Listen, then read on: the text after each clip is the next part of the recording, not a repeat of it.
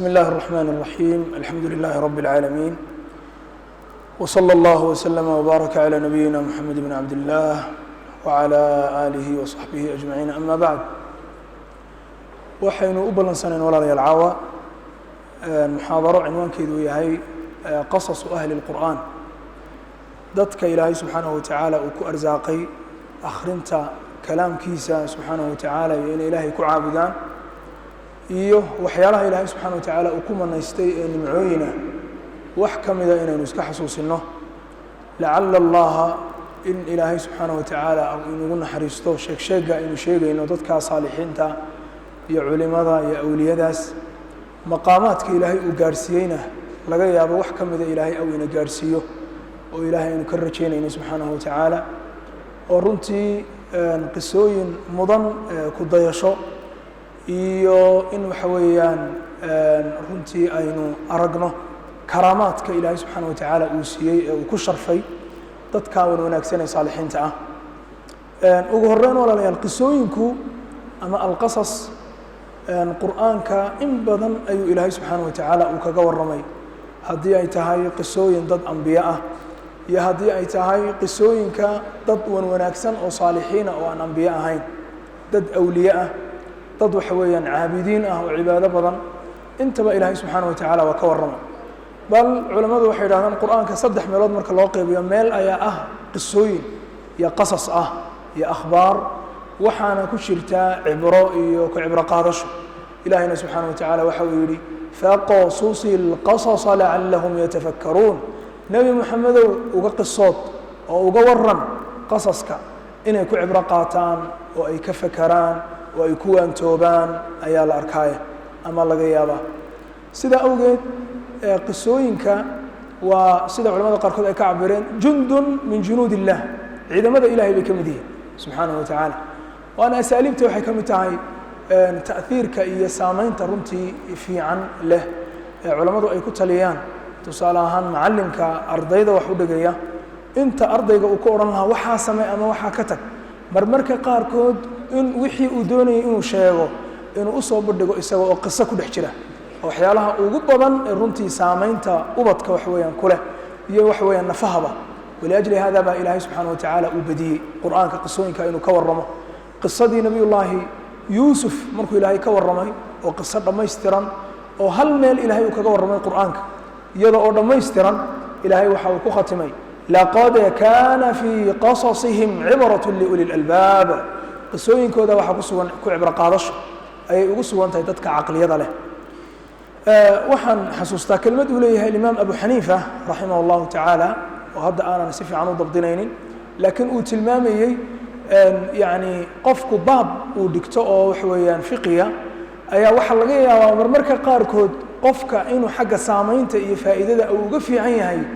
tarjamo uu qofku akhriyo qof caalima uu leeyahay ama qof saalixa oo caabida oo cibaado badan uu leeyahay iyo wixii la mid a marka yani culimmadu raxmatullaahi calayhim runtii waxay tilmaameen inay aad u muhiim tahay qisooyinka iyo wixii la mid a waxaan kaloo xasuustaa kitaabka la yidhaahdo fadaa'ilu alacmaal liqiwaami الsunna raxmat ullaahi calayhi shan iyo soddonkii ayuu dhintay mar aan jaamica islaamiya joogo muqadimada aan saa u akhriyey kitaabka waxaa iga soo baxay ahar uu leeyahay sufyaan aلthawri raximah اllahu tacaala oo uu leeyahay waxaan ku dhex arkay ahar uu leyahay sufyaan aلthawri raximah اllahu tacaala oo uu tilmaamayo in culamada saalixiinta iyo dadka wanaagsan sheegsheega la sheegsheegayo iyo qisooyinkooda laga warramayo in naxariis ay ku jirto oo ilaahay subxaanahu watacaala dadka ilahay ugu naxariisanayo oo in yani ku dayasho ay ku jirto iyo ka cibro qaadasho runtii walaalayaal barnaamijku ama mawduuc wuxuu ku saabsan yahay qasasu ahli اlqur'aan dadka qur'aanka ilaahay subxaanahu watacaala uu baray qaabkii u akhriyi jireen dadka ilaahay subxaanahu watacaala uu ku manaystay nimcada qur'aanka iyo barashada qur'aanka iyo barista qur'aanka siday ugu cibaadaysan jireen qur'aanka dadkaynu ka warrami doonaa ma aha dad wada culimo waaweyn ah oo akaabira waxa ku dhex jira dad culimo ah waxa ku dhex jira dad iska wax weeyaan caabidiin oo cilmi badan aan lahayn waxa ku dhex jira dad caamo ah oo cilmi badan iyo qur'aan badan xataa aan aqoon oo qur'aan badan aan xifdisanayn sida tarjamada sideedaad ama qisada sideedaad inoo iman doonta turki sheekh turki waxa uu ahaa nin un jisca ma xifdisan haddana maca hada aad qur'aanka u akhriyi jiray waynu ka warrami doonaa insha allahu tacaala si markaa dee mawduuca noocana dhammaanteen aynu uga wada faa'iidaysanno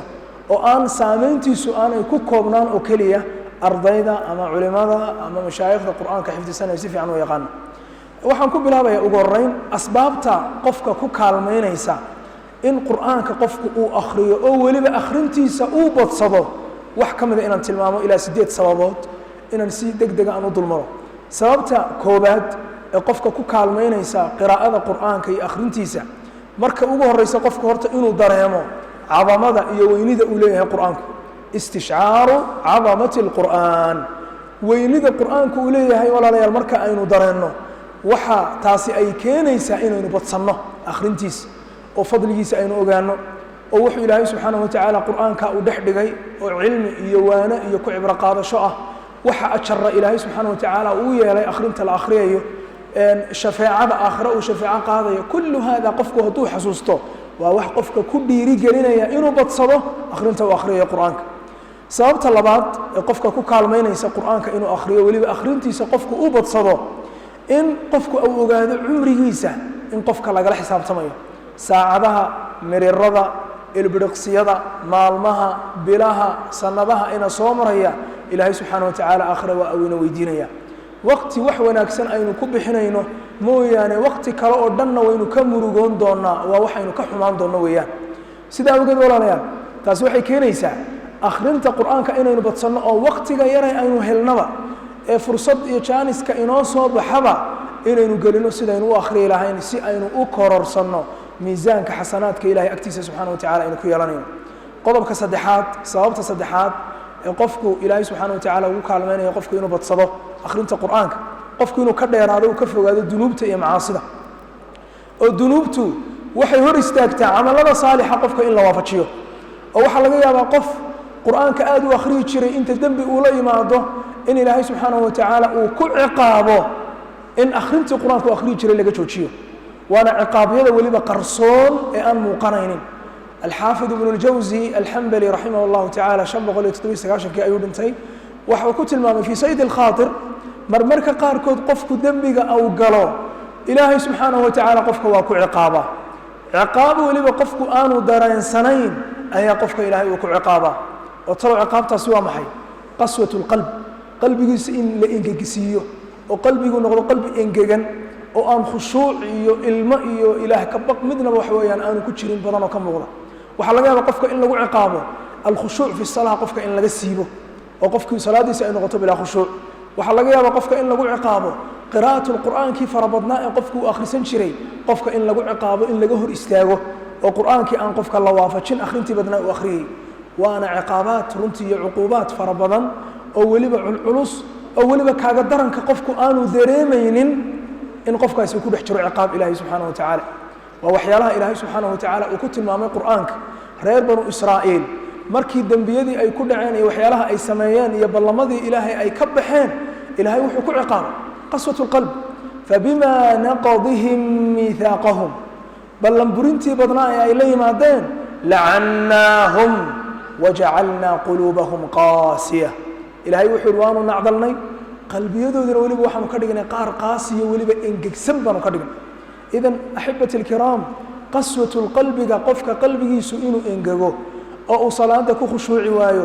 oo kalaamka ilaahay subxaanahu watacaala marka qofku akhriyayo uu ku tadabburi waayo u fiirsan waayo waxay ka mid tahay waa cuquubaadka ilaahay subxaanahu watacaala dadka ilahay uu ku ciqaabo dhammaantiin ba ilahay subxana wataala inaga badbaadiyey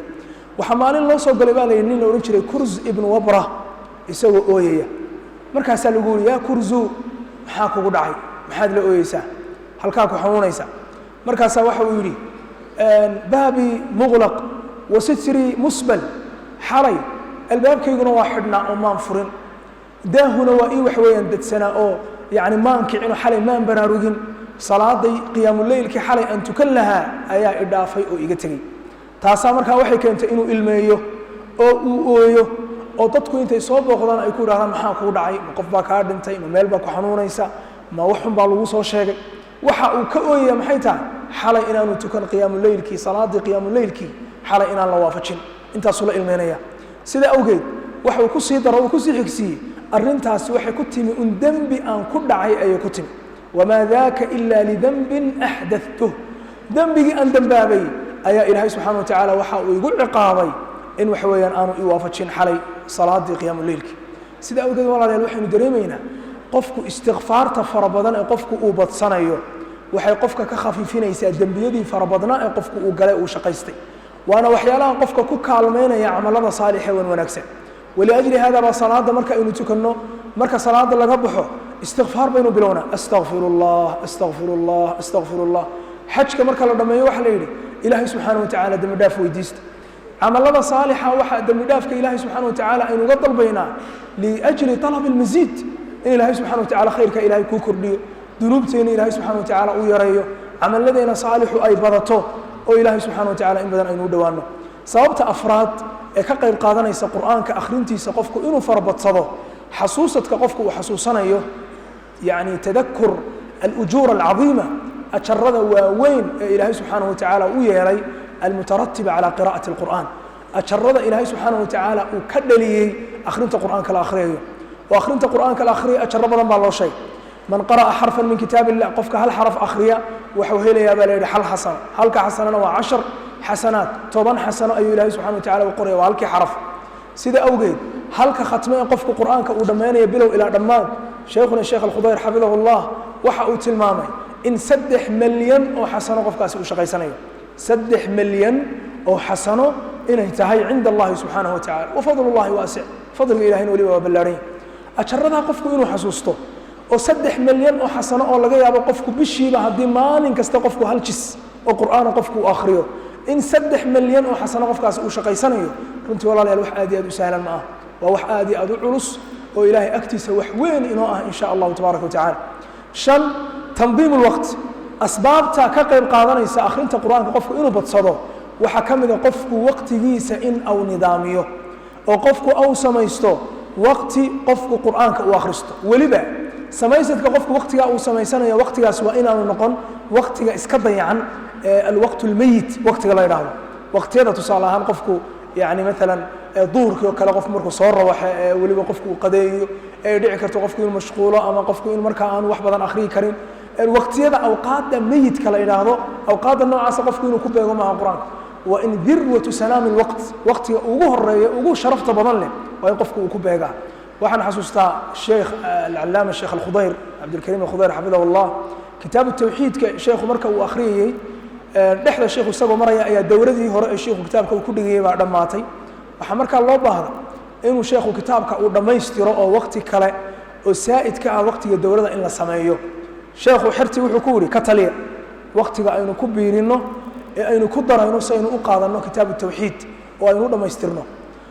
ardayda qaarkood baa waxay soo jeediyeen sheekh kitaabka aynu ka dhigno bacda salaati alfajr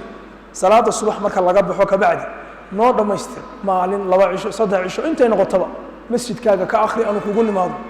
sheekhu wuxuu ku jawaabay may bacda alfajriga ballan baan leeyahayoo bacda alfajriga wirdigayga qur'aanka wax aan uga tanaasulayaa ma jiro buu sheekhu laa darsi baan ku beegayaa walaa kitaab baan dhigayaa walaa cid baan la ballamayaa waqti baa i soo maray buu sheekhu yidhi aan ka murugooday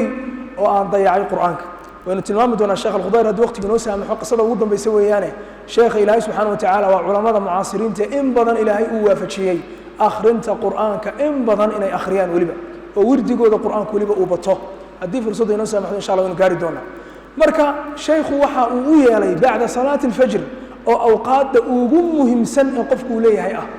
waqtiyada ugu muhiimsan ugu mashquulka yar ballamada yar laga yaabo qof waqtigaa inaanu ku soo booqan cid kuu iman laga yaabo asxaabta iyo dadka waxaweye waqtiga isu iman lahaa in ay yaraadaan waa waqti runtii aad iyo aad u muhiima waqtiga salaada subax marka laga baxo sheekhu waqtigaa wuxuu yidhi xataa darsi cilmiya ku dhaho xataa darsi cilmiya ku beegi maayo buu sheekhu yidhi waayo waqti baa isoo maray qur'aanka aan dayacay laakiin hadda bacda alfajriga waxaa iskale kalaamka ilaahi subxaana watacaala marka qofku waqtigiisa inuu nidaamiyo weliba qur'aankana uu ku beego waqtiyada ugu muhiimsan ee qofku uu leeyahay sababta 6aad taxdiidu xisbin mucayan qofku inuu xadaysto in mucayan ah oo qofku kalaamka ilaahay subxaana watacaala qofku uu ka akhriyo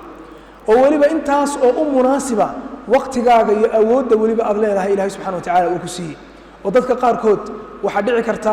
in waxa weeyaan waqtiga ay leeyihiin waqti badan in waxa weeye ay u suurto gasho in qur'aanka ay heli karaan inay akhriyaan oo 4 jis iyo 5 jis laga yaabo inay akhriyi karaan dadka qaarkood waxa laga yaabaa qofkaasi gelin hore iyo gelin dambe iyo habeenba qofkaasi inuu mashquul yahay sida awgeed xisbigiisa qur'aanka uu akhriyayo wirdigiisa wuxuu ku beegayaa wax u suurta galaya awoodiisa qofku waxa uu akhriyi karo وأنا تلمام دونا أنت ويري أنت وجبضان القرآن كالآخر كرا ولأجل هذا بقى صالحين تقاركود علماء قاركود وحي هذا الورد القرآن كيسوا كور رمية اليوم الأول كالجبل مالك أوجه الرية ورد القرآن سمايسته ورد جاسوح كده يصير بورتوكا أريك أنتوا كقبل واليوم الثاني كنصف الجبل مالك الله بعضنا نفط وإلى صوير رقب ستين نصف الجبل وحنا قلنا يعني بورتي إنبا شبتي أو إنبا لكن ولي صهدي واليوم الثالث كلا جبل مالك صدحادنا بورتي ودنت أو نفتي والله قبل 6 مرات دي الله عشاء أو هره وردي القرآن كأتصو آخر داي أو ماشي أدوني سيئة قادي واليوم الرابع مالك أفراد وردي قاقوا وحنا قلنا كالغذاء الذي لا يمكن أن تقوم إلا به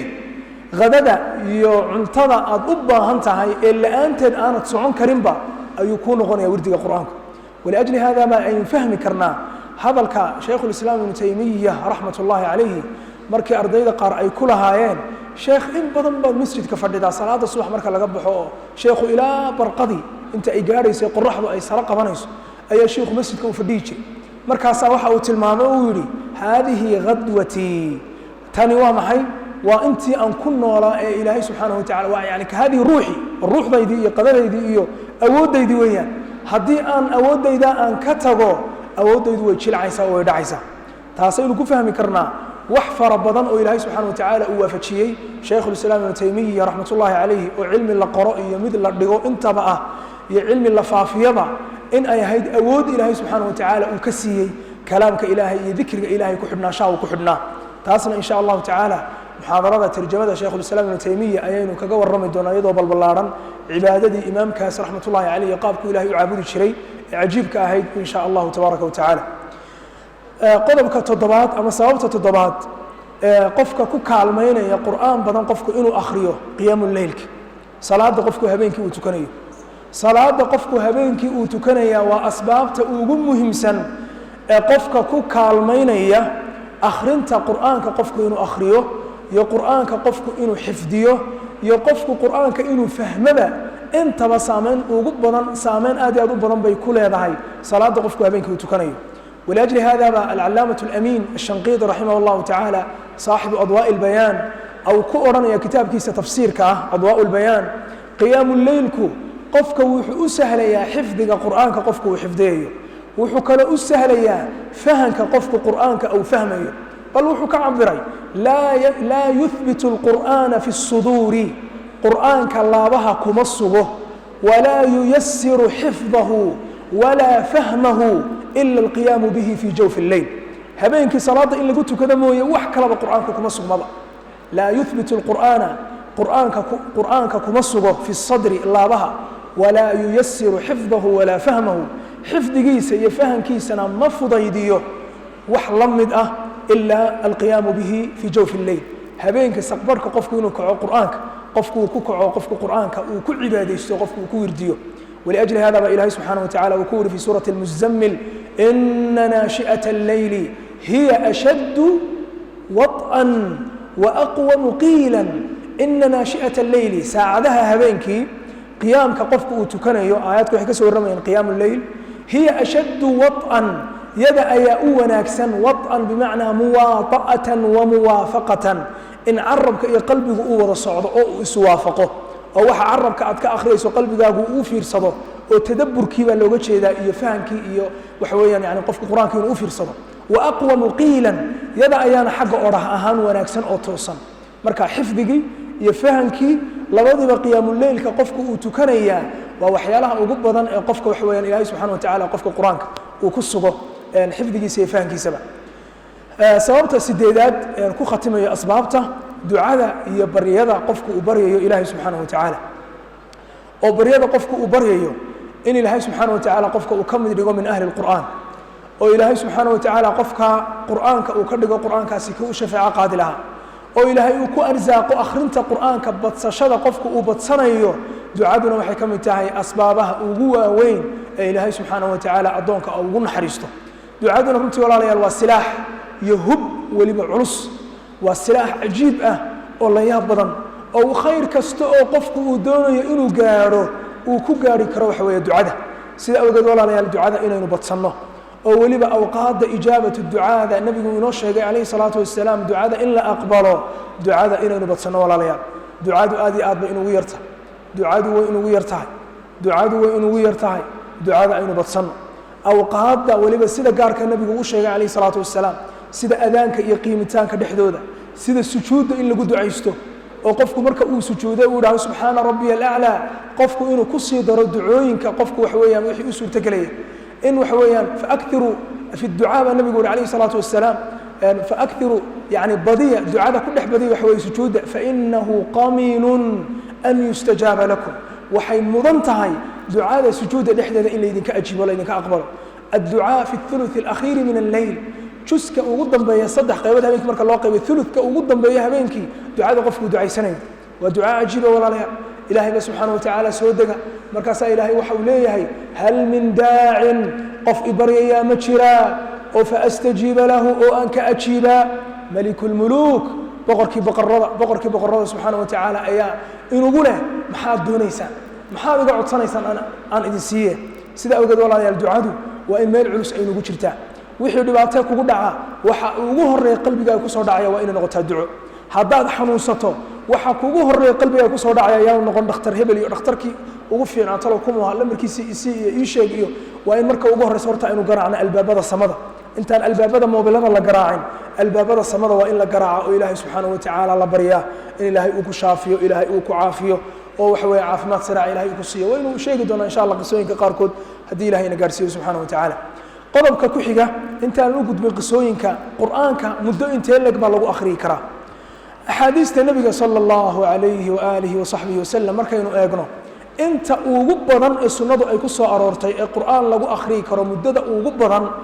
ee hal khatmo qof uu ku dhammayn karaa waa 40 cisho 40 maalmood qofku in qur'aanka uu dhammeeyaa waa sunnada ugu wax weeyaan yani ugu dheer xagga waqti ahaan marka la eego يعني أفرتنك وحي كبضا الإمام أحمد أكل وحي له ومكروه وشيء لك هنا إن له لو قف مسلم وقرآن كحفظ سنة قرآن كيقانا أما أخريه كرا أو أفرتن هبين أنتو كسور إذا قرآن كأن ختمين أو عندمينين سيدا أوجد أفرتنك هو مدة أوجدا أما أوجد يربع القرآن كرا حاجة سنة النبي مرك الله عليه الصلاة والسلام مدة أوجير القرآن لقو ختمي كرانا حاجة أحاديث تمرك يقول النبي صلى الله عليه وآله وصحبه وسلم وصدح مع الموت والنبي نوح المامي عليه الصلاة والسلام لا يفقه من قرأ القرآن في أقل من 3 ما فهمه وما ويليه وما فيرصده وقرآنك قلبه سكمدقه قفك قرآنك كو أخرية صدح عشا وحكير لكن تا معناه يدو معها صدح عشا وحكير إن لقو أخرية إني الدنب تهي أما إني حاران تهي أما إن قفك وحويا آنو أجر كهليني أجر حسنات قفك وكهليا لكن الشيء أفضل كأه أكمل كي وناكسن وأن صدح الشوح كير قفك قرآن كأنو كو آخرين ووحي انت كير لكن والو آخري كرا صحابة بذنبا كو آخري الإمام النووي رحمة الله عليه وحوة المامي في التبيان في آداب حملة القرآن صحابة قاركود إن قرآن كأي ختمين وأي كو ختمين هل ركعت أو وحو عبرها في كتابه التبيان وأما الذين ختموا القرآن في ركعة تدك صحابة القرآن كهل ركعت كو ختمي فكثيرون لا يحصون لما كوبيو dadna wuxuu ka sheegay Uthman ibn Affan quraanka dhan in hal ragcad uu ku khatimay waxa kale uu ka sheegay dhowr saxaabi oo kale waan filayo inuu ku jiray Abu Ruqayya Tamim ibn Aws ad-Dari radiyallahu anhu arda sida awgeed quraanka waqti inta ka yar waa lagu akhri karaa الإمام الشافعي رحمة الله عليه رحمة واسعة بشهر رمضان markay timaado maalinkiina quraanka marbu dhameyn jiray habeenkiina marbu dhameyn jiray marka waa arin fudud waana arin la sameyn karo cid Ilaahay u fududay ay u fududahay laakiin waa arin yani la oran karo al-afdal wal-akmal qofku saddex isha qofku quraanka inuu ku dhameeyo taasna waxa la oran karaa wal ilmu inda Allah ujeedooyinka quraanka loo akhriyo ayaa kala duwan hadii qofku quraanka uu akhriyo inuu u fiirsado oo ta'ammulkii iyo istinbaadkii iyo inuu wax kala soo dhaxbaxo waxa la oranayaa qofkaas saddex isha wax ka yar qofkaas waa inaanu ku dhameyn hadii laakiin qasdiga ujeedadu ay tahay qofku inuu ajar qulubsi oo qofku ajarka uu urursanayo sida bir ramadaan oo kale qofku doonayo inuu farabadsado ajarka iyo xasanaadka xaaladda noocaas ama qofka qalbigiisu uu ku degayo oo uu ku fiican yahay dadajinta qofka qur-aanka marka uu dadajiyo oo dadka qaarkood baa laga yaabaa haddii maanta lagu dhaha halkaa fadhiiso oo jis ku tadabbur ay dhici kartaa inaanu kari karin laakiin hadduu boobsiyo 10 jis uu ka saaro qalbigiisu inuu fiicnaanayo inshiraaxu sadri iyo inuu dareemayo labtiisiyo wax weeyaan fiicnaatay oo yani kaanama injaaz iyo guul qof wax way gaadhay oo kale inuu yahay walaajil hada ahlu cilmigu marka la weydiiyo lagu yiraahdo quraanka miyaan dadajiyaa mise quraanka si degan baan u akhriyaa wuxuu yiraahdaa waxaad ku akhrida al-anfa'u liqalbik sida qalbigaaga u fiican ee qalbigaaga aad ku xasilayso adigu u akhri iyadoo la isku waafaqsan yahay quraanka si tadabbur oo fiirsiya in wax way loo akhriyo qisooyinka walaalayaal dadka ilaahay subxaanahu wa tacaala u sahlay qur-aanka aad iyo aad bay u fara badan yihiin laakiin bal waxaan isku dayi doonaa dhowr iyo 10 ilaa 20 qiso wixii aynu ka gaadhno si kooban inaynu u dulmarno weliba qisooyinkaasi waa qisooyin wada dad wada mucaasiriin ah dadkii wax weeyaan hore ee saxaabadii iyo dadkii taabiciintii iyo salafkiinii fadliga badnaa ee karaamada iyo sharafta badnaa ilaahay subxaanahu wa tacaala iyaga wax fara badan buu ilaahay u sahlay waana ta keentaa in badan marka qisooyinkooda la soo qaaday hadda la idhaho shaafici subaxiin maalinkiina qur-aanka uu khatimi jiray habeenkiina uu khatimi jiray in la yidhaahdo waman mithlu shaaficiy shaafici wuxuu joogay casrigii sharafta badnaa ee fadliga badnaa laakiin marka dad mucaasiriin ah oo waqtigan joogay oo 2000 soo gaaray qaarna ay ka horreeyeen 2000 wax yar oo 1950 wixii ka dambeeyay ay wada yihiin xaaladda noocaas waxaynu dareemi karnaa in dadkeena mucaasiriinka ah khayr iyo fadli iyo wanaag inuu ku jiro in qur-aanka ilaahay subxaanahu wa tacaala dadka horeba sida ugu sharfay dad fara badan oo mutaakhiriina iyo dad mucaasiriin oo casrigan joogaba in ilaahay subxaanahu wa tacaala iyagaba ugu sharfay inaynu la mid noqon karno oo bal aynu dhaafi karno haddii ilaahay subxaanahu wa tacaala uu ina waafajiyo qisada koowaad ibraahim arrabci oo ka mida wax weeyaan mashaayikhda ilaahay subxaanahu wa tacaala uu waafajiyey yani akhrinta qur-aanka waxaan filaya wuxuu dhintay 1947 qur-aanka aad iyo aad buu akhriyi jiray bay yidhahdeen كثير التلاوة للقرآن أيها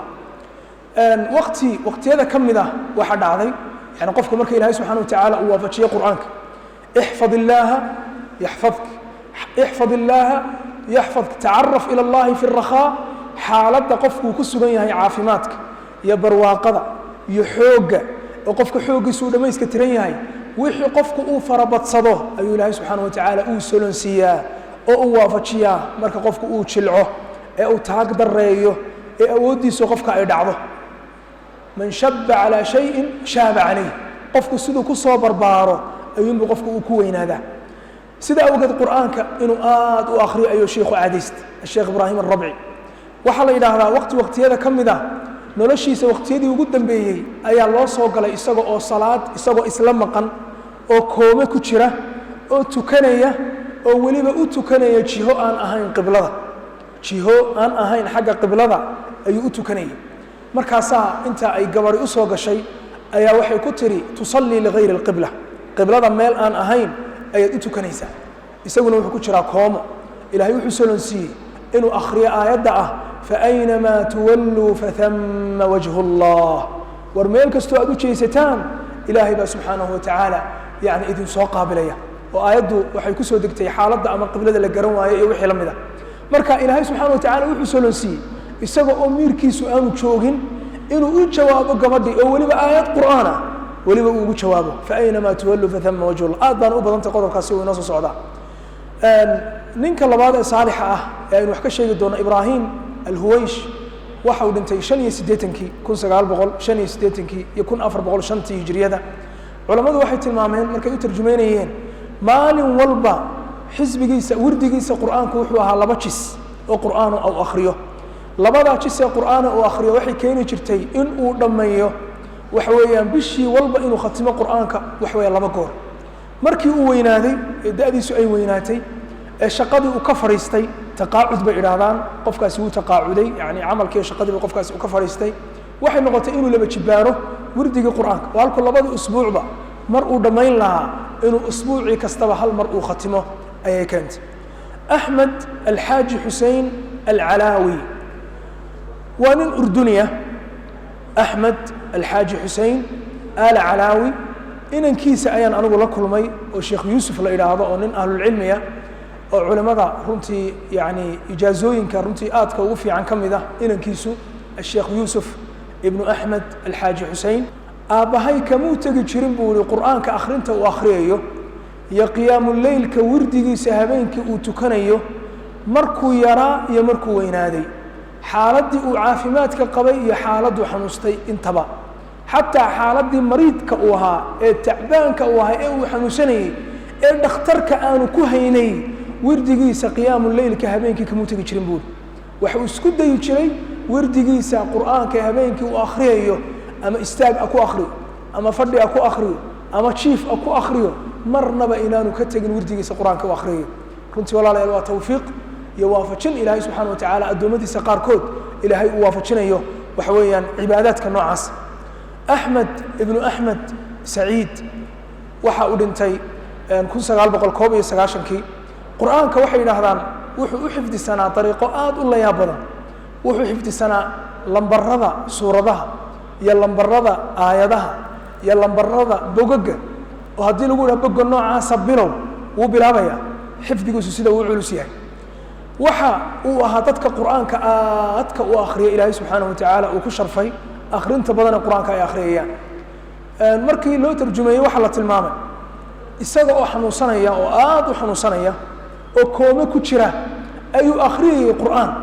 weliba qur'aanka uu akhriyayay qur'aan ka tarjumaya xaaladda xanuunkii uu ku sugan yahay wuxuu ku celcelinayay walanabluwannakum bishayin min alkhawfi waaljuuci wanaqsin min alamwaali waalanfusi waalthamaraat aayadda ku soo aroortay ibtilaaga in ilaahay subxaanahu wa tacaala uu ibtileynayo dadka mu'miniinta ah oo ay tahay inay sabraan aladiina ida asaabathum musiiba qaluu ina lilahi wa ina ilayhi raajicuun ulaa'ika calayhim salawaatu min rabbihim waraxma abaalmarinta wixii lagu yaboohay waxay yidhaha marba wuu dhammeeya haddana wuu soo bilaaba walanabluwannakum bishayin min alkhawf waxaanu ku jiraa kooma oo isagu isma oga aayaadka qur'aanka uu akhriyayo axmed ibnu cabdiraxmaan ibni qaasim shaykhani wuxuu adeer u yahay sheekha imaamka xaramka tujiya ee la idhaahdo asheekh cabdilmuxsin ibni muxamed alqaasim ninkana waxaa la yidhaahdaa axmed ibni cabdiraxmaan ibni qaasim waxaabay noqonayaanba ilmaadeer bay noqonayaan ilmaadeer ayay noqonayaan shaykhan asheekh axmed ibni cabdiraxmaan ibni qaasim cabdiraxmaan ibnu qaasim waa caalim ka mida culamada runtii waaweyn ee mualafaadka iyo kutubtaba runtii leh inankiisa oo axmed ah ayaa hadda aynu doona inaan wax ka sheegno runtii waa soo dhawaaday isagu 2009 ayuu dhintay waxay yidhahdeen culimmadu waxa uu khatimi jiray qur'aanka 3 maalmoodba mar buu ka saari jiray 3 cisho ee walba mar buu qur'aanka khatimi jiray taa macnaheedu waa maxay maalin kasta wuxuu akhriyi jiray 10 jis oo qur'aana qiyaamu leylkana da'diisu markay ahayd 18 laga soo bilaabo ilaa maalinkii uu godgelayay kamuu tegin maalin kaliya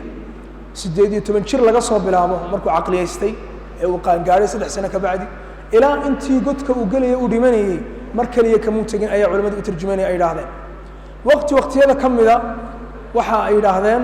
wuxuu u baxay safar gaaban oo uu ku gaarayey in nin ay saaxiib yihiin oo ilaahay dartii ay isu jecel yihiin oo aroostay ayuu arooskiisii uu ka qayb gala safarkii isaga oo sii socdo jidka ku sii jira ayaa gaarigii uu la dhacay dhicitaankii gaarigii uu la dhacay waxa uu keenay bawdadu in shiikha wax weeye jabto ama ay xanuunsato oo bawdadii wax weeye shiikha ay xanuunto xanuun waliba culus ay ku keento waa la soo qaaday gurigiisii baa dib lagu soo celiyey yani wuxuu noqday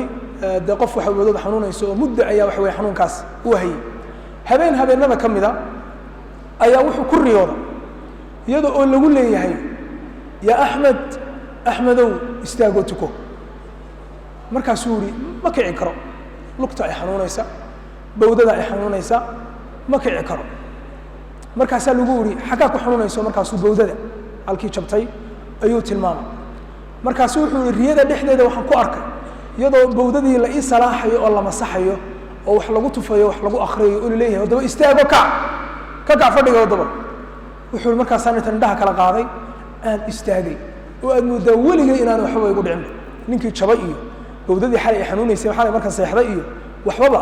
ma jiraan waa karaamaadka ilaahay subxaana wa tacaala uu siiyo dadka saalixiinta wanaagsan ilaahay subxaana wa tacaala uu ku sharfay asheekh axmed ibn cabdiraxmaan ibn qaasim ardayda qaarkood xerta shiikha ah waxay dhahaan qisada shiikha waanu hubnaa inuu shiikhu nooga sheekeeyey waa muddo doora oo ka soo wareegtay kabacdi ayaanu sheekha weydiinay qisadii markaas sheekh qisadii berigii waagii aad nooga sheekaysay sheekhu diiday qisada ma jirto maalintaas ugu dhacay ma iguma dhicin dadna waxay yidhahdeen waanu fahanay inuu doonayo inuu qariyo karaamada ilaahay subxaanahu watacaala uu siiyey ayaanu doonaynay inay ka caanbaxdo oo wax weeye dadku ay sheegaan in markaa ay qarsoonaato ayuu markaa sheekhu jeclaanayay ama dee ilow baa dhici karo oo dee inuu qofku gaboobay oo wax weeyaan ilowgu ku yimi axmed cabdulcasiis azayaat wuxuu ka mid yahay culamada mucaasiriinta ee xagga qur'aanka asaaniidda qur'aanku ay galaan axmed cabdulcasiis azayaat magaca axmed iyo cabdulcasiis waa hal magac oo isa saaran ee ma aha magaciisuna inuu yahay axmed aabihiina uu yahay cabdulcasiis waa axmed cabdulcasiis oo wada socda azayaat sheekhaasi waxa uu ahaa culamada ilaahay subxaanahu watacaala uu ku sharfay ee uu ku karaameeyey barista qur'aanka dadka inay baraan qur'aanka asaaniidda qur'aanka ee dhallinyaradu maanta ay haysato oo maanta waxa weeye asaaniidda maanta wada haysano oo anigu aan ka mid ahay waxa ay gashaa silsiladda haddii sanadkaaguma masaari ama misri uu gelayo inta badan الشيخ الزيات أحمد عبد العزيز الزيات marka kulley geeri ahaan sheekhu waa soo dhawaaday 2004 oo ku beegan 1424 ayaa sheekhu u geeriyooday madiina culamadii la keenay الجامعة الإسلامية yimi wax ka dhigay jaamacadda ayuu ka mid ahaa مجمع الملك فهد لطباعة المصحف الشريف بقر فهد إلهي أو نحرسته ماشي وفري lagu daabici jiray masaaxifta quraanka masaaxifta quraanka ilaa maanta daabacda hadda uu joogo al-Khattaat Uthman Taha khataadka la yiraahdo ee Suuriyaanka ah meesha uu joogo halkaas culimadii la keenay ee halka joogtay waxa kamid ahaa Sheikh Ahmed Abdul Aziz Az-Zayyat sheekhaasi ilaahay subhanahu wa ta'ala waxa uu sharfay ardaydiisa kamid ah inaan quraanka ku dul akhriyo oo quraanka waxa weeyaan aan ka qaato xafso oo qasriya min طريقي طيبة من طريق طيبة النشر يحفظه وحويان يعني لا القراءات السبعة أرديسي الشيخ وحوي أردي الشيخ كقاطي أي بحمد الله كقاطي شيخ أحمد الزيات وحياله الله شيخ وحكم ذا كان يختم كل جمعة جمعة والبا شيخ وحو ختم شري قرآنك جمعة كست شيخ وحو ختم شري قرآنك معناه ذا محي هلكي أسبوع الشيخ وختم شري قرآنك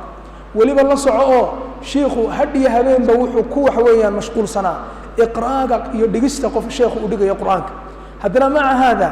كمو كافتومين دقستي قرآنك ودقي يا وقتي فربضنا وكب حين وحوي قرآنك الشيخ ودقي أردقيسا شيخ قرآنك كنت الأخري الشيخ فتحي رمضان محمود مقلد حفظه الله وشفاه وعافاه وهذا تركيا شوغا وحاوي شيخي وحاولي شيخ عصر كيف نتجي تشربون مركا كنت الأخري تشرب قرآنك مركا وحاولي sheekha waxaan u tagi jiray buu isagoo sheekhu xanuunsanaya oo firaashka jiifa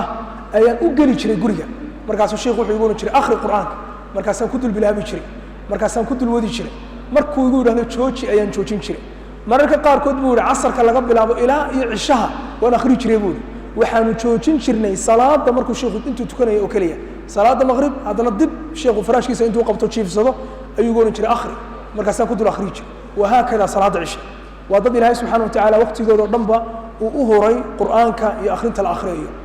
بكري عبد المجيد الطرابيشي عالم ويا سوريانا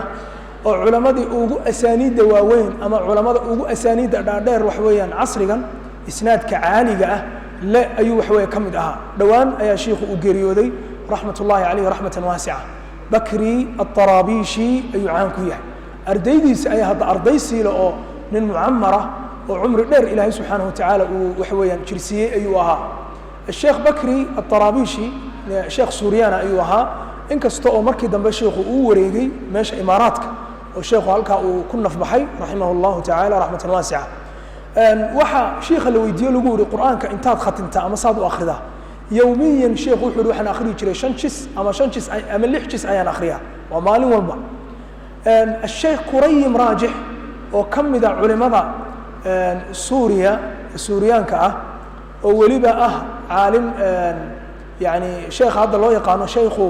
قراء الشام أما شيخ مقرأة الشام سوريا رجع قرآن كآخرين شيخ هذا وهو منصب يحل قف وقبته شيخ يسوى أودر دارمي حل كهذا إسقى أياه هي إنك استو هذا الشيخ ده سوريا أنو تشوفين أو تدبياتوين بدنا هذا الشيخ قدر أيو كسبين هاي الشيخ كريم راجح لكن اسكبلت بيها يعني إسقى أيوه الطرابيشي وحور بالمركة قاركود إنتن الشيخ الطرابيشي أن إماده أو أن قاده أيان جين شربوا لمالها متنزهة iyo beeraha suu shiikhu bal u yara nasto oo uu shiikhu u yara bal hadda nafaxaado marka uu arko beeraha iyo doogga iyo wuxuu yidhi 10 jis buu shiikhu akhriyi jiray buuri marka meelaha beeraha qofku uu tago innagana fursad bay inoo tahay beeraha marka la tago in wax weeyaan war quraanka intii hore dhan baa la akhriyay bal hadda intan quraanka intii hore waa la soo waday bal hadda dalxiis baynu ku jirnaa alla sheekaysto sheekhu 10 jis buu ka saari jiray buuri inta meesha beerta yar shiikhu joogo wax weeyaan sheekhu ku jiro dalxiiska marka wadada ilaahay subhanahu wa ta'ala waqtigoodiiba uu siiyay wax weeyaan quraanka oo ilaahay ku manaystay turki ibn mashi' al-utaybi waxa uu dhintay 96 hijriyada marka ahayd 1416 nin wuxuu ahaa caamiya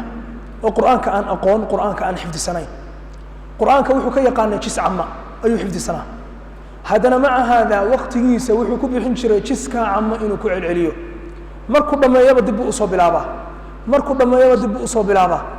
wuxuu markii dambe xaawilay in ubadkiisa uu ka barto suuradaha ama aayadaha fadliga gaarka leh sida midhalan aayatul kursiga maadaama fadli gaar ay leedahay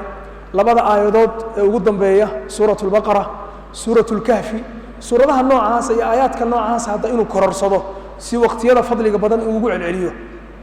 wuxuu isku dayi jiray qiyaamul layl inuu tukado waxa weeyaan yaani fara badan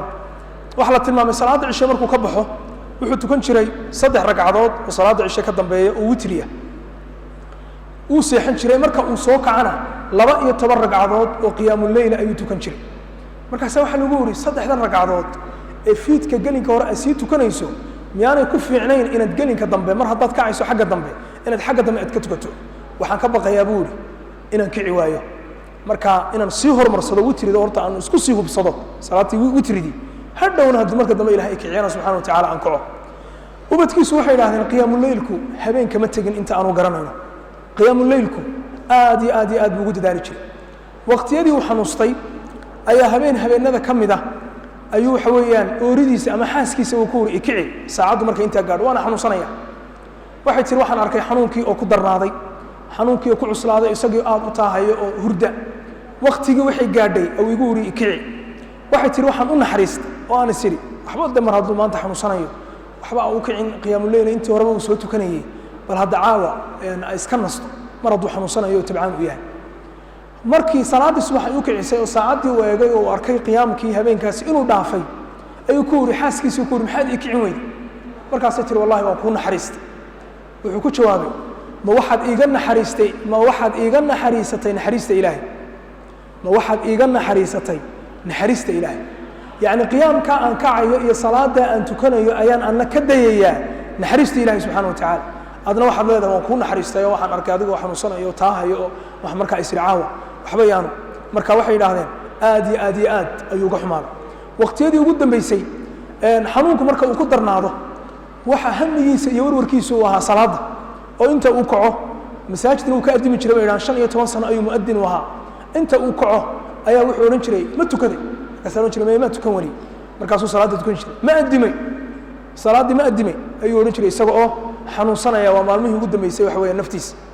وحى أهل العلم والاهتمام رحمة الله عليه رحمة واسعة مركز ترجمينيين إن شيخه مركي قيام الليل وقدر ناضي وكعي كرواية وبتكيس وحكور إيسو إيبيا بكورات ولبا بكورات أديسو إيبيا إنسان أن نغطى بكورات فضد أو أنقاذي كرو صلاة وحدوني محي قيام الليل كمركو تكنيو بكورات كو استاغو أيو دوني أو عسكرو ولي بكورات وإنا نغطى بكورات علصو دايقا لفتي قدو باها نيسان وإنا نغطى بكورات فضد مركا ولا ليا سيدا سيئا dadkii saalixiinta Ilaahay subhanahu wa ta'ala uu doorto inay bakoorado loo soo iibiyo suuqa lagu soo iibiyo si uu ugu kaco habeenkii ugu istaago bakooradaas oo uu qabsado inagana Ilaahay subhanahu wa ta'ala awood iyo quwad Ilaahay wuxuu noo siiyay inteenu doono inaynu tukan karno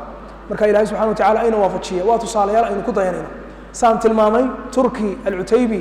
waxa uu ahaa nin aan Qur'aan badan xifdisanayn jis amma ayuu wirdi Qur'aan uu yaqaan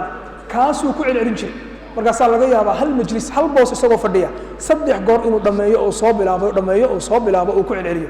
taasina waxay u qusgoynaysaa cidda Qur'aan badan aan aqoon in cudurdaarkii meesha ay ka saarto wallahi anigu Qur'aan badan ma aqaano jis ama umbada anigu aqaanaa idinka Qur'aanka yaqaana idinku badsada anigu chance ma haystee inaanu qofku taa oran qof walba fursadda iyo chance waa uu hayaa ilaahay hadii uu afajiyo Turki al-Shawi 1431 labada 2011 ayuu dhintay waxa la tilmaamay quraanka inuu khatimi jiray labadii cishaba mar labadii cishe kastaba inuu quraanka mar inuu khatimi jiray oo maalin walba uu akhriyo jiray 15 jis waxaana la yiraahdaa takbiratul ihraamka salaada imaamku marka uu xidho takbiirta Allahu akbar takbiratul ihraamkaasi muddo 45 sano ah kamay tagin 45 sano takbiirta imaamku marka uu salaada xidhanayo isagu safku ku jira salaada oo toos ayuu la xidhanaya wax dhaafay ma jiraan Hamad ibn Faris oo kamid runtii culimada ayma dacwa najdiya 1345 ayuu dhintay rahmatullahi alayhi ila 7 sano ka hor waxay dhaahdaan maalinka salaada jimce wuxuu soo gali jiray salaada subax uu masjidka soo gali jiray waxa uu fadhiyi jiray ilama iyo inta salaada jimce la tukanayo wuxuu isku dayi jiray maalin kasta oo jimce salaada subax marka laga bilaabo ilaa iyo khudbadu inta ay dhamaanayso inta imaamku uu soo galayo inuu quraanka u khatimo waana u suurta gali jirtay waa muddo wax weeyaan waa waqti 6 saacadood salaada subax ayuu masaajidka ku soo tukanayay kadib salaada marka laga baxo quraanka ayuu furfurayay oo bilaabayay khatiibku wuxuu soo gali jiray bay ilaahdeen isaga oo quraankii ku dhawaaday inuu wax weeyaan uu khatimo ama uu khatimayba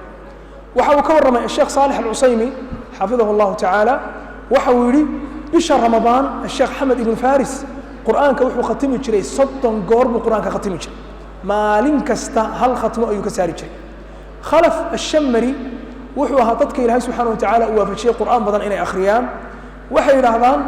صلاة الصبح انتاني قارين كور وحو مقري جري إيضان بحية أو كريونيو ولي ما يقارن صلاة الصبح وقت ما ولي كدما wuxuu maqli jiray addimaad la adimayo oo lagu leeyahay ka codtuko markaasuu kici jiray oo weysan jiray oo qiyaamul leelka wixii Ilaahay u suurta galay Ilaahay u qoro u tukan jiray Sa'd al-Majid isa 2012 ayuu dhintay ninkaasi quraanka isagu muu xifdisanayn quraanka nin xifdisan oo korka ka akhriyaya ma ahayn mushafka quraanka ayuu ka akhriyi jiray oo qofku hadii gaada uu yaqaano iyo sida xuruufta loo akhriyo waa sahlan waa fudud hatta hadaan quraanka xifdisanayn waa akhriyi kartaa waa dudubin kartaa saddexdii habeen kastana quraanka waa khatimi jiray isagoo eegayo oo mushafka wax way ka akhriyaya waxay yiraahdaan wuxuu aad u jeclaa masaajidka inuu iska fadhiyo oo masaajidka iskaga cibaadeysto oo طول المكث في المسجد masjidka in badan uu iska fadhiyo oo ku sugnaado waxaana maalmaha kamid lagu huri masjidka waad fadhidaa in horta maxaad ka heshaa wuxuu yiri raaxadayda iyo unsigayga iyo yaani waxa aan ku nafisaya waxay tahay xaaladda masaajidka aan fadhiyo guriga Ilaahay subhanahu wa ta'ala ku suganahay Sa'd al-Mugrin waxay yiraahdeen quraanka wuxuu khatimi jiray 20 goor ayuu bil Ramadaan quraanka uu khatimo bil Ramadaan 20 goor ayuu quraanka uu khatimo oo isagu akhrisanayo taraawiixda masaajidka uu tujiyana 2 goor ayuu ku dhameeyay salaada wax weeyaan yaani dhexdeeda salaada taraawiixda oo macnaheedu ay tahay habeen kasta wuxuu akhriyi jiray 2 jis habeenkii ugu dambeeyay 29aad oo 4 jis ay dhinaayeen suuratu Muhammad intuu ka soo qaaday buu khatimay quraanka uu dhameeyay 4 jis waayo waxa dhici karta Ramadaan inay ku dhamaato 29 habeen oo habeenka soddonaad aanay gaarin Sa'd al-Ubayd oo 1428 2007 ku beegan meelahaas runtii wuxuu ahaa nin Ilaahay subhanahu wa ta'ala uu ku manaystay oo uu ku galladaystay waxa weeyaan ihtimaamka uu hayo quraanka iyo salaada يعني ninka tarjumadiisa markaan akhriyay waxa ka dhex muuqata tawfiiqullah subhanahu wa ta'ala waafajinta Ilaahay Sa'd al-Ubayd waxay yiraahdeen safarada uu safrayo wuxuu u baajin jiray oo uu u nicbaa si salaada jamcu aan u dhaafin safarka uu safrayo walaajil hada safaradiisu way tirsanaayeen safarka uu safrayo wuxuu ka sii warwari jiray talo hadhow salaada duhur xagee inuu soo galaysa talo masjid talo inuu dhownahay talo ma jira hamigiisa oo dhan ee uu ku fakaraya wuxuu ahaa salaada jamcu sida aan u dhaafi lahayn markuu meel qabanayo wuxuu xisaabin jiray waqtiga meesha uu ku tagayo iyo waqtiga uu ka soo noqonayo iyo meesha uu tagayo masjid u dhow ma jira mise ma jiro ubadkiisu waxay yiraahdeen marka aanu ka xeeno ee aanu geenno meel wax weeyaan masjid uu ka agdhow yahay marka aanu geenno alxamdulillah uu farxi jiray waxa laga yaabaa hawshii loo socdayba intuu meeshii dhakhtar baa laga yaabaa la yiraahdo in la geeyo dhakhtarkii la doono in la geeyo intuu dhakhtarkii ba iska ila masaajidka inuu iska galaba oo yiraahdo waxa iska dhow salaad hadda saacad ba ka dhiman salaadii waa dhow horta salaada aynu tukano salaada jamca horta aynu tukano hamiga salaadu wuxuu ahaa mid aad iyo aad ugu weyn salaad subax looma kicin bay idhaahdeen salaat alfajr xaafadda marka uu soo dego wuxuu qaadi jiray miftaaxa masaajidka intuu la heshiiye wala jiray furayaasha aniga isiiya anaa subaxii masaajidka furaya isagaa dadka u furi jiray salaada subax wirdigiisa habeenkii waxa uu ka bilaabi jiray bay idhaahdeen saacaddu markay marayso labada habeennimo ayuu wirdigiisa qur'aanku au bilaabi jiray 4 jis oo qur'aanana waa akhrii jiray waxa uu lahaa khatmo qur'aanka uu ku dhameeyo maalinkii marka uu akhriyo 4 jis buu akhrii jiray habeenkiina wirdi u gaara oo qiyaamul leylka dhexdiisa uu ku khatimo ayuu lahaan jiray markii noloshiisa ugu dambeysay sheekhu waa xanuusta xanuunkan waxa ku dhacay kansarka ilaahay subxaanahu wa tacaala inaga badbaadiyo dadka muslimiinta u xanuunsanayana ilaahay subxaanahu wa tacaala ka shaafiyo oo ka bogsiyo waa xanuun runtii aad u daran bay idhaahdeen dadka wax weeyaan garanaya waa xanuun dhib badan oo qofku aad u dhibanayo oo aad qof u dhiban uu noqonayo waxay idhaahdeen xanuunkaasi markuu ku dhacay wirdigiisii qur'aankii uu akhriyi jiray 4 jisa maalinkii iyo qiyaamul leylkiisii habeenkii muu ka go'ino kama tegin waxaa la go'aamiyey in la qaado oo la geeyo Mareykan oo lagu soo daweeyo waxa uu maqnaabay idhaaheen 15 maalmood oo kaliya safarka Sacuudiga marka laga tago ilaa ay Mareykanka waxa loo socdaa 14 saacadood 14 saacadood waxay idhaahdeen ubadkiisu markuu sidaa u koray diyaaradda ilama iyo intaanu ka degaynay 14 saacadoodba laxbad iyo ilbiriqsi uu tukanayay mooyaane inta kale oo dhanba wuxuu akhriyay qur'aan waa 14 saacadood waxay dhahdeen tagitaankaanu tagnay iyo soo noqodka aanu soo noqonnay 14 saacadood hore iyo 14 saacadood dambaba intaba carabkiisu wuxuu ku celcelinayay oo uu akhriyay qur'aan inta la tukanayo kaliya mooyaane markuu soo noqday Sacuudiga uu dib ugu soo noqday ayaa dad soo booqday markaasay ku idhaahdeen ka waran Mareykanka maxaa ugu fiican aad ku soo aragtay waa qof waxa weeyaan markii ugu horeysay Mareykan taga waa adduun aynu inagu nidhaahno adduun hormaray oo horumar gaaray oo waxa aad u cajiiba waxa laga wareysanayaa Sheekh Saad al-Ubayd afdal shay waxa ugu wanaagsan ee aad ka heshay Mareykanka ee aad ku aragtay waa maxay wuxuu yiri afdal shay oo aan ku arkay saacadihii habeenkii inagu aynu tukan jirnay in xagga 2 saacadood ay saa'id tahay Mareykanka waqtiga saacadaha habeenkii iyo saacadaha Sacuudiga ayaa wax way iskhilaafsanoo waqtigu waa kala badan yahay 2 saacadood oo faa'iido ah ayaan helay buuri oo ka helay Mareykanka oo halkan 4 jis habeenkii akhri laha 6 jis baan akhriyay buuri yani nimcada Mareykanka ka soo helay waa 6 jis habeenkii quraanka inaan akhri jiray oo halkay 4 jis aan jirtay 6 bay aniga noqotay buuri 2 saacadood ba soo biiray ilaahay buu ku mahadinaya subxaanahu wa ta'ala ninkana wax laga yaabo inuu oran wallahi adduun hor war waxaan ku soo arag war meel ma joogno inagu caalam hormaray inuu joogno isaga caalamkiisu waa maxay quraanka ilaahay subxaanahu wa ta'ala oo akhriyo qiyaamul leylka habeenkii uu tukanayo waa qof ogaaday ilaahay uu waafajiyay ujeedadii loo abuuray wama khalaqtu al-jinna wal-insa illa liya'budun ayuu rabbi uu waafajiyay subxaanahu wa ta'ala inuu tabaqo oo uu ka shaqeeyo hariya habeenba waxa ubadkiisa uu ku yiri habeenka markaan arko qorraxdu sii dhacaysa waa farxabuun farxad gabigayga wuxuu waxaan galaabuun yaani farxad aan la dareemin wuxuu markaas anagoo garanayna sababta ayaan iska weydiin watalo aabe maxaad heshay habeenkii maxaa wuxuu qiyaam leelki salaatu leesh wala tukada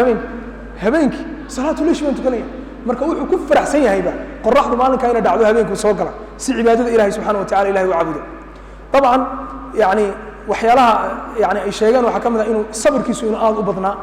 oo nin aad loo ibtileeyay waa ibtilaad fara badan iyo dhibaatooyin fara badan ay ku dhacday xanuun aad u badan laakiin ilaahay subxaanahu wa ta'ala wuxuu kaga badbaadiyay sabir waxa kamid ah ragga ilaahay subxaanahu wa ta'ala uu ku sharfay kalaamkiisa inay akhriyaan iyo cibaadada fara badan waxaan filayaa waa qisadii 15aad Sa'd al-Karbidis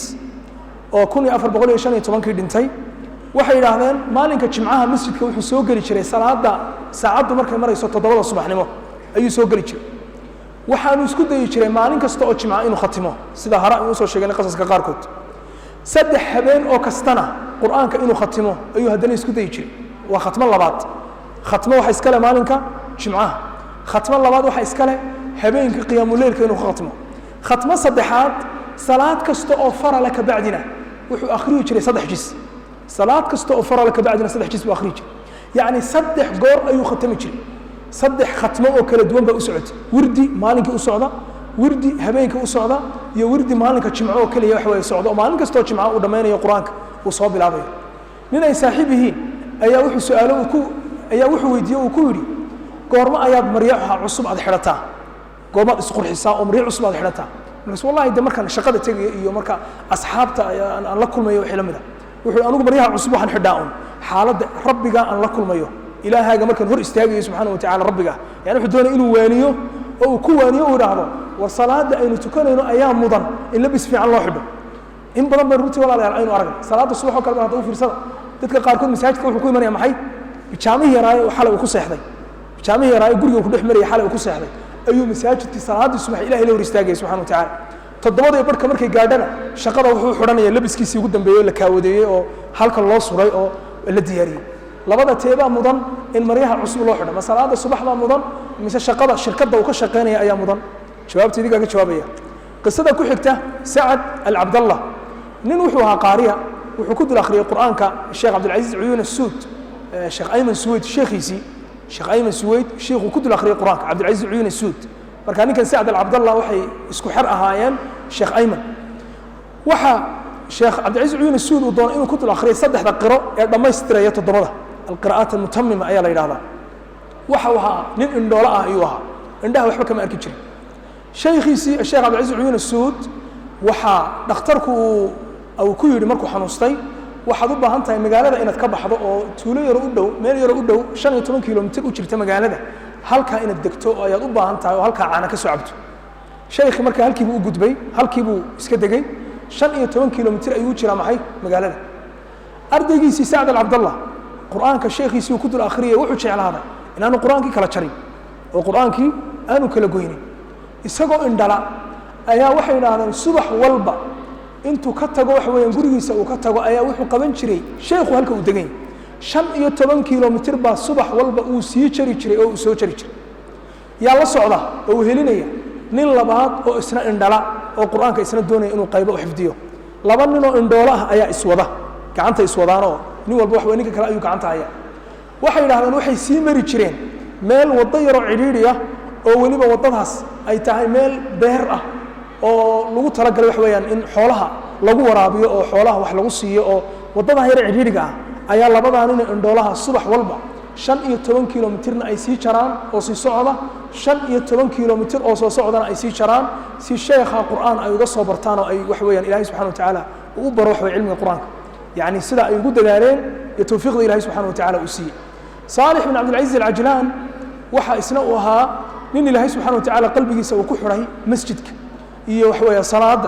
يذكرك يحسك الله سبحانه وتعالى الحصيه وحى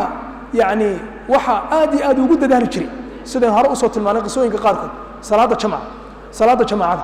وحكستوي حبة جنشري صلاة جماعة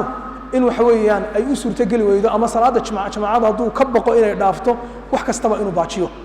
ballamada uu leeyahay wuxuu u baajin jiray hadii waqti salaad jamaaco uu ku soo beegay ama uu soo dhow yahay in wax way ballanka uu baajiyo si salaada jamaaco uga gaaro runtii u fiirsado walaalayaal dadka inuu ka warramayno ya xaaladda maanta inagu aynu ku sugannahay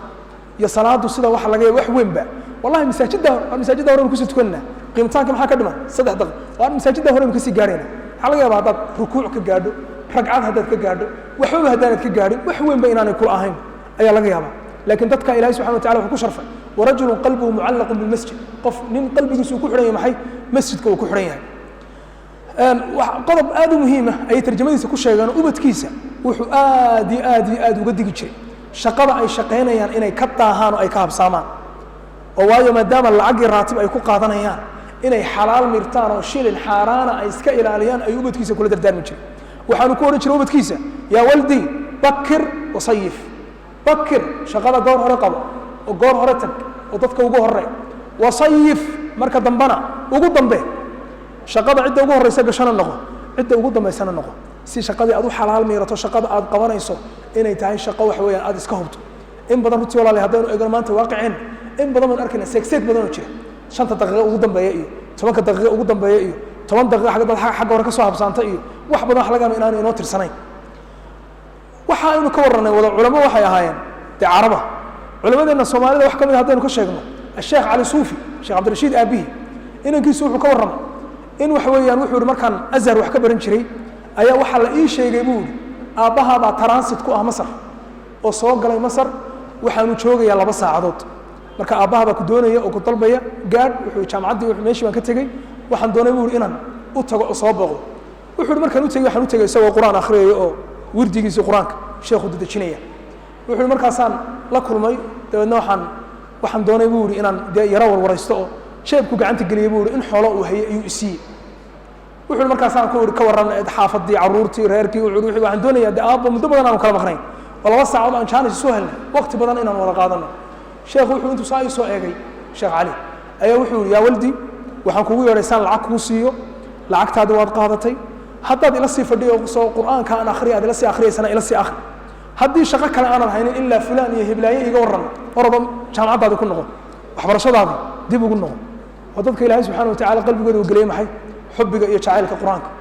culamada anigu aan arkay aan la kulmay sheekh abdikariim alkhudayr xafidahu allahu tacaala isagana kusoo khatimayna insha allahu tacaala waxaa ardaydiisa ka mid a uu iga warramay sheekha la safray jiddo shiikhu isaga oo jooga oo dowro cilmiya kule oo jiddo ka jeedinaya ayaa shiikhu wuxuu xaawili jiray mar walba inuu maka tago oo uu ku soo cibaadaysto maadaama maka in yar ay u jirto sheekhu reer riyaad weeyaa riyaad buu degan yahay maadaama maka uu fursad u helay inuu ku soo tukado xaramka wuxuu yidhi gaadhiga sidaa markuu u daaray ayaa waxa weye markiiba wuxuu ku yidhi inankiisa ya cabdiraxmaan ayna musxaf